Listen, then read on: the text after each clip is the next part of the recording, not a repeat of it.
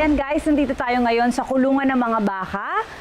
Kasi ang gagawin natin ngayon, maglilinis tayo ng kulungan ng baka at kalabaw. So makakasama natin maglinis si Kuya Benji. So Kuya Benji, ano ba yung una natin gagawin? Papalahin muna natin to. Papalahin yung lupa. So gaganunin lang. Tapos saka po natin itatapon sa gilid, ma'am. Ako na ang sasalok ng grasya. Saya! Bango! Kuya Benji, sanay na sanay ka na sa amoy. Mag-challenge kaya tayo, no? Yung no reaction challenge. Hinga pa ako.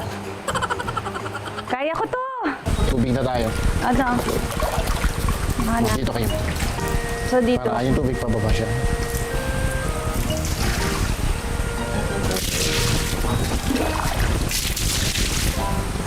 Tapos, medyo konti, pagalaw. Yung talaga siya. Para yung paa niya, ma'am. Sasagi lang siya natin ng sagi. Tapos, yan. Alam mo yung tingin niya sa akin parang naiinis na siya sa akin. Bakit kaya? Parang di yata maganda yung pagsalo ko nung at. Parang nabuwisit siya, naiirita siya sa akin. Milky, bati tayo. Talaga tong batang to. Sabi ko sa'yo, huwag ka magdudumi, di ba? Alis tayo. Milky. Punta tayo sa mamamasyal tayo, di ba?